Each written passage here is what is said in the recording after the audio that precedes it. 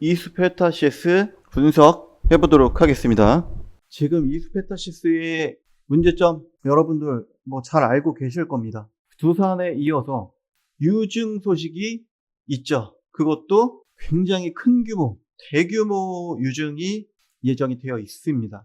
그리고 잡음이 일자 유증을 하지 않겠다라고 했다가 다시 유증을 하겠다라고 밝힌 상황입니다. 자, 설명을 드릴게요. 이스페타시스 지금 원래는 5,500억 정도 얘기를 했었어요. 그런데 지금 이제 말이 좀 나오고 하니 본인들은 뭐 1,200억인가 본인들도 낼 테니 우리가 3,600억 내라. 소액주주들, 개인 투자자들에게 그렇게 얘기를 하고 있는 겁니다. 말이 안 되죠. 자, 그러면은 유증을 왜 하냐? 제2호 인수죠. 다 알고 계실 겁니다. 제2호 인수를 위해서 유증을 강행을 하는 겁니다. 일정은 1월 20일로 예정이 되어 있고요. 그리고 발행가는 1월에 나올 겁니다. 1월에 나올 거고, 이거 우리나라 이거 정말 큰 문제입니다. 뭐 두산 한다고 했다가 뭐 난리 나니까 또 철회하고, 이스페타시스도 마찬가지로 한다고 했다가 철회했다가 뭐 한다고 했다가 뭐 지금 아주 그냥 뭐 발광을 하고 있어요. 그런데 뭐 나는 모르겠다. 주가 떨어지면 니네들 유증 참여 안 할 수 없잖아. 그러니까 난 그냥 할게. 이런 거죠. 여러분들, 내 만약에 4만 원에 샀어. 근데 유증하면 뭐 가격 떨어질 거 아니에요. 그건 무조건이잖아. 그러면은 울며 겨자 먹기로 유증 참여하겠죠. 어떻게 할 거야? 가격 떨어질 건데. 안 그러면 그때 손절하고 나와야 돼요. 아시잖아요. 유증은 선택이지만 사실상 선택의 여지가 별로 없는 겁니다. 그럼 한다고 하면은 뭐 어쩔 수 없이 다 유증 참여하니까 이 지랄들 하는 거예요, 여러분들. 아실 거예요. 그러니까 우리나라가 문제다. 근데 금감원에서 지금 뭐 잡지 못하고 있죠. 이거 뭐 대주주 참여한다고 하는데 책임 경영한다고. 책임 경영할 거면은 일단 유증 그만큼 때리지 말았어야지. 120% 나 할게. 근데 나머진 니네가 내. 지금 이런 거 아니에요. 절대로. 그리고 제가 말씀드리지만 여러분들 지금 소액주주 집단행동 나서고 뭐 이런다고 해가지고 뭐 당장에는 우리가 이 유증을 조금 미루게 만들 수는 있겠지. 근데 안 할까요? 안 할까? 할 겁니다. 유증은 어차피 강행할 거예요. 안 그러면 시작도 안 했습니다. 그리고 애초에 이스페타시스가 그렇게 기업의 친화적인 이 주가 방어에 굉장히 적극적인 기업이 아닙니다. 원래도. 그리고 굉장히 큰 기업임에도 불구하고 사실상 돈이 별로 없어요. 아시잖아요.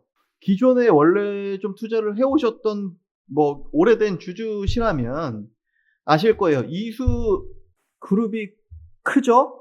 이스페타시스에서 이제 반도체를 하고 있죠. 그리고 이수 스페셜티 케미컬이 2차전지 기업이죠. 제2호도 2차전지 관련 기업이죠. 지금 2차전지 관련되는 거죠. 탄소, 나노 튜브, 그래핀 뭐 이런 거 지금 2차전지 관련되는 거예요. 자, 여러분들, 이것도 2차전지 한창 핫할 때 분할해가지고 욕 쳐먹었죠. 이스페타시스에서 이수 스페셜티 케미컬 뭐 분할하고 뭐 할 때, 인적 분할했을 때. 그리고 또 뭐냐? 아니, 제2호는 2차전지 관련 기업인데 왜 이스페타시스에서 유증 때려가지고 주주 피눈물 먹여가면서 인수를 해야 되냐? 이거 지금 이거 문제잖아요. 그것부터 보자고요. 이수 스페셜티 케미컬로 가야 되잖아요. 원래는 제2호가 맞잖아요. 근데 왜 그렇게 되는 거냐? 유증을 하게 되면 지분 구조 신경 써야죠. 신경 써야 되는데 유증 때린 다음에 지분 구조 다시 맞춰야 될 거 아니에요. 이거 지분 구조 다시 맞춰야 될 거 아니에요. 요렇게 된다는 거예요. 지금 현재. 근데 유증 때리고 나서 지분 구조 맞춰놓기가 이수 스페셜티 케미컬보다 이수 페타시스가 편하다. 싸게 먹힌다. 이런 거예요. 이수 페타시스 지분 이거 26% 유지하는데 드는 돈 1000억에서 1500억. 근데 이수 스페셜티 케미컬 지분 맞추려면 1500억 갑분이 넘고 2000억까지 예상이 된다 이거예요. 그래서 이렇게 이수 페타시스에 맞춘 거고, 그리고 우리의 든든한 방어선 국민연금이 이수 페타시스의 10%나 들어와 있다는 거예요. 국민연금 뭐 던질 거예요? 아니죠. 지분 매입해 주겠죠. 그러니까 지금 여기다 갖다 붙여야 될 걸 여기다 갖다 붙이는 거예요, 지금. 금감원의 뭐 정정신고 요구를 지금 과연 받아들여서 유상증자를 철회할까? 저는 잘 모르겠습니다. 어쨌든 하긴 할 거다. 하기는 할 거다. 원래 눈치 안 보는 애들이고 하긴 할 거다. 그래서 여러분들 이거는 긍정적으로 바라볼 게 아니에요. 그리고 여러분 제가 아까도 말씀드렸죠. 얼마나 이 쓰레기 같은 곳인지 말씀드릴게요. 현금이 별로 없다고 했죠. 제가 원래 없었다고 했죠. 엔비디아 덕분에 지금 다시 한번 점프업 한 거지. 이수 페타시스가 그렇게 현금을 많이 보유하고 있는 기업이 아니었어요. 근데 자 보세요. 이번 연도입니다. 연봉킹 김상범 씨 배당금 두둑이 가져가셨죠. 이런 사람이에요. 이런 사람이 니까 주주들이고 나발이고 그냥 유상증자 빵빵 때려가지고 내 돈은 내 돈, 그리고 니 돈도 내 돈 이러고 있는 겁니다. 그러니까 철회하고 나발이고 우리가 여기서 바라볼 수 있는 거는 제가 진짜 감히 말씀드릴게요. 많이 보실 거면 3만 원입니다. 많이 보실 거면. 이수 페타시스의 현재 문제점. 그럼에도 불구하고 단기적으로는 3만 원 선까지 볼 수가 있다. 하지만 이수 페타시스와 JO를 둘러싼 유증 상황이 해결이 되지 않고 있기 때문이죠. 이수 페타시스의 회장님이신 김상범 회장님, 이분이 아주 문제가 있다. 이수 페타시스는 말씀드렸지만 원래 현금이 별로 없었어요. 돈을 벌어도 이 김상범 회장님이 본인의 배당금으로 어마어마하게 매년 챙겨갔기 때문에 회사에 돈이 별로 없습니다. 지금도 마찬가지예요. 어쨌든 해외 시장, 이 반도체가 갑자기 급부상을 해주면서 이수 페타시스도 주가가 많이 크게 상승을 했지만 현재로서는 유지하지 못하고 주가를 말아먹은 그런 상황이죠. 그리고 이렇게 지금 소액주주들, 우리 개인 투자자분들, 그리고 플러스 연기금에서 JO 인수를 반대를 하고 있는데도 불구하고 이 김상범 회장님이 본인도 100%를 참여를 하겠다라고 하면서 강행 의지를 보이고 있죠. 역대 우리가 이 소액주주들 이 집단행동 성공한 사례들이 사실 많지는 않아요. 많지는 않은데 몇몇 기업들이 있기는 합니다. 대표적으로 뭐 한미사이언스도 있고 뭐 삼성전자도 배당 관련해가지고 뭐 소액주주들이 좀 들고 일어난 경우도 있었고 이렇게 있었는데 뭐 케이스가 좀 다르죠. 지금은 이제 유증을 반대하는 입장에서 그 어떤 세력과 결탁을 소액주주가 하기가 좀 어려워요. 왜? 김상범 회장의 지분이 거의 대부분이에요. 그러면은 어디서 이제 이 다른 세력에서 이수 페타시스 이 지금 소액주주 행동에 좀 힘을 실어주는 이런 다른 세력들이 좀 참전을 해줘서 소액주주들이 힘을 받을 수 있게 해주면 좋을 텐데 이 이수 페타시스의 지분 구조상 연기금이 뛰어들지 않는 한은 쉽지 않다. 그런데 연기금도 지금 확인이 된 게 유증 반대 공문을 제출을 했다고 일단은 들었습니다. 하지만 강행을 하려고 하는 모습 아마도 강행을 할 것 같습니다. 이렇게 되면 주가가 어쨌든 이 잡음 속에서 등락을 계속 반복을 할 거고 한계가 있습니다. 이렇게 지금 반등을 할 수가 없다는 얘기예요. V자 반등을. 그럼 여러분들 어떻게 해야 돼요? 여기서 사신 분들은 그냥 여기서 풀 매집해가지고 여기서 빠져나오거나 아니면은 그냥 계셔라. 그냥 일단 계셔라 이 얘기예요. 뭐 하려고 하지 마시고 그냥 가만히 계세요. 매도도 지금은 좀 늦었어요. 매도도 지금은 좀 늦었고 돈백 돈입에 가시는 분들은 그냥 매도하고 빨리 단타로 다시 벌어들이는 게 빠르겠지만 여기에 몇 천만 원 이상 들어가신 분들은 지금 손절하기도 늦었다 이 말입니다. 그리고 제이오는 2차전지에 조금 더 관련이 있는 업체고 이수 페타시스는 반도체 하는 업체고 이수 스페셜티 케미컬에 갖다 붙여야 될 거를 이수 페타시스에 갖다 붙이려고 하고 있다. 왜 그런다고 했죠? 지분구조 유상증자 때리고 나서 지분구조 정리하기가 연기금 물량이 많은 이수 페타시스가 편하다. 이런 부분을 고려해서 이수 페타시스를 통해서 유증을 하려고 하는 겁니다. 그런데 또 뭐가 문제냐? 우리가 지금 의심을 해봐야 될 게 제이오가 이제 굳이 따지면은 2차 전지 쪽에 조금 더 관련이 있기는 해요. 근데 탄소 나노 튜브 지금으로서는 사실 크게 모르겠습니다. 지금 당장 우리의 피와 살을 깎아서 유증을 이렇게 3,600억씩 때려가지고 우리 돈으로 굳이 지금 인수할 필요가 있냐? 이게 일단은 의문이라는 거고요. 그러면은 이게 유증했어. 유증한 다음에 유증 성공을 했어요. 유증 성공한 다음에 이게 제이오 관련해서 뭘 하려고 하는 걸까요, 지금? 이게 우리가 지금 가장 크게 의문인 사항이라는 거예요. 이수 페타시스는 그렇게 얘기를 하고 있어요. 제이오와의 이제 시너지를 통해서 사업 경쟁력을 높이겠다.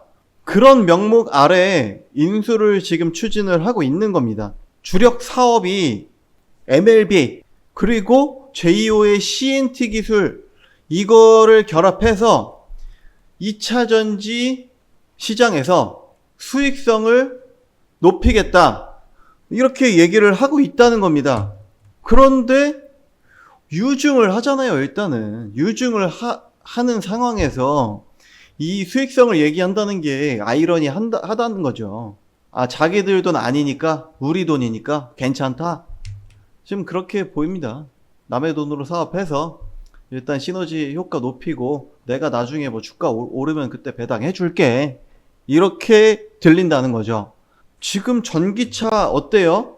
도널드 트럼프 전기차 지원 대폭 축소, 배터리 소재 관세 부과 검토. 이거 왜 나오는 거예요? 중국 겨냥하는 거죠.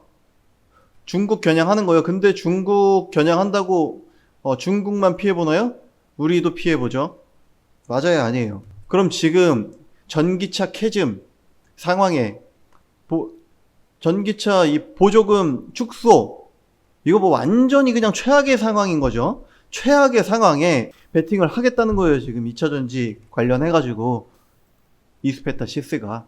그러면은 안 그래도 상황이 안 좋은데 우리 돈으로 상황을 더 안 좋게 만들겠다. 이렇게밖에 들리지 않는 겁니다. 결국은 우리가 이스페타시스의 기대를 지금 해야 될 부분은 제이오 인수가 뭐 된다는 가정하에 제이오가 어쨌든 전기차 관련해서 일단은 부품 공급을 시작을 했고 그리고 이스페타시스가 현재 하고 있는 이 MLB 기판 신규 발주 이 부분이 확대되기를 바라야 됩니다. 어차피 GPU 시장이 계속 성장은 합니다. 당분간 성장은 무조건 할 거고 AI 가속기 수요도 증가를 할 거고요. 그리고 공장 늘려서 생산 능력, 생산 캐파 늘리고, 그리고 이 부분을 돌파를 해내야 될 겁니다. 자, 그러면은 이수페타시스 왜 지금 이런 잡음에도 불구하고 등락을 하냐? 소액주주분들 단체 행동에 나서겠다. 그래서 지분율을 소액주주 연대 5% 이상으로 끌어올리겠다. 그런데 지금 5% 이상 끌어올린 걸로 보여집니다. 소액주주 분들이 어느 정도는 성과를 냈다라고 볼 수 있겠습니다. 5.56%가량으로 상당히 올렸고요. 다들 아시겠지만 주주분들이, 이 소액주주분들이 주주 제한권 행사를 하기 위해서는 3%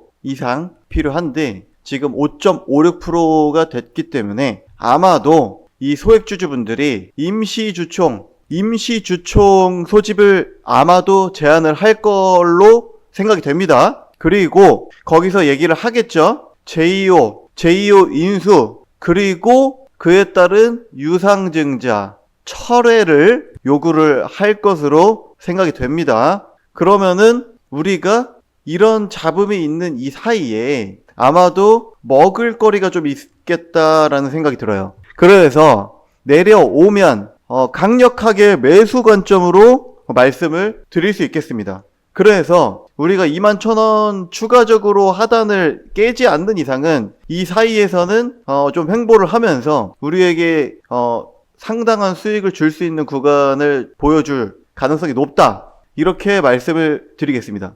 그리고 두 번째, 이수페타시스의 상승 요인으로 생각이 되는 건 현재 브로드컴의 이 주가가 어마어마한 상승을 했죠. 연 이틀 동안 어마어마하게 상승을 했습니다. 이 브로드컴이 엔비디아를 위협하는 존재로 급부상하면서 관련 주들이 국내에서도 상당히 많이 상승을 했죠.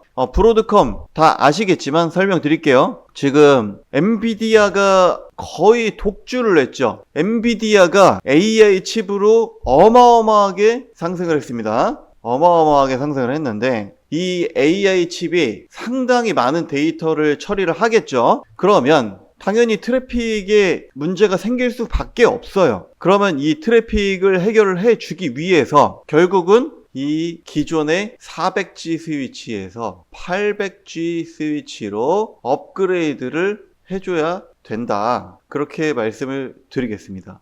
자, 보시면 기사가 하나 있습니다. 엔비디아 대항마로 떠오른 브로드컴 ASIC 뭐길래? 자, 엔비디아에 대한 의존도를 낮추려는 빅테크들이 맞춤형 반도체에 특화된 브로드컴과 앞다퉈 손을 잡으면서 엔비디아의 야성을 위협하고 있는 것이다. 엔비디아의 성장성에 대해서는 우리가 반박할 수가 없습니다. 다만 엔비디아의 가장 큰 문제는 시장을 장악을 했다 치더라도 후발 주자들이 생긴다는 거예요. 그렇죠? 그렇기 때문에 엔비디아의 주가가 나날이 올라만 갈 수가 없는 거예요. 실적은 좋아도. 그리고 이미 그 좋은 실적들을 다 땡겨서 썼기 때문에 결국은 후발주자가 올라갈 수밖에 없는 그런 상황이다. 그리고 엔비디아의 이 칩은 너무 고성능이라는 거죠. 엔비디아의 칩은 고성능이에요. 그런데 맞춤 설계를 할 수 있는 이 브로드컴 쪽으로, 왜냐면 우리가 지금 컴퓨터 사양이 최고 사양까지는 필요가 없어. 왜? 엑셀 작업만 할 거니까. 그런데 굳이 고성능 컴퓨터, 게임용 컴퓨터를 굳이 살 필요가 없다는 거죠. 그래서 엔비디아보다는 브로드컴 쪽에서 주문을 할 가능성이 높다. 실제 이 시장을 지금 공략하는 업체들이 많이 있습니다. 엔비디아의 그 사각지대를 공략하는 업체들이 많이 있어요. 그렇게 생각을 해주시면 될 것 같고요. 그런데 어쨌든 본론으로 돌아와서 이 브로드컴 쪽에 관련돼서 이수페타시스도 이 부품 공급을 할 가능성이 있다. 그렇게 해서 현재 이수페타시스가 연일 상승을 또 해주고 있다. 그렇게 말씀을 드릴 수 있겠습니다. 자, 우리가 장중에도 지금 이수페타시스의 주가를 보면 꾸준히 수급이 확인이 되는 모습이 보이죠. 지금 단기 매매 물량들이 상당히 많이 포진해 있다, 이 말이고, 이 물량들을 우리가 이용해서 내려오면 잡을 수 있다.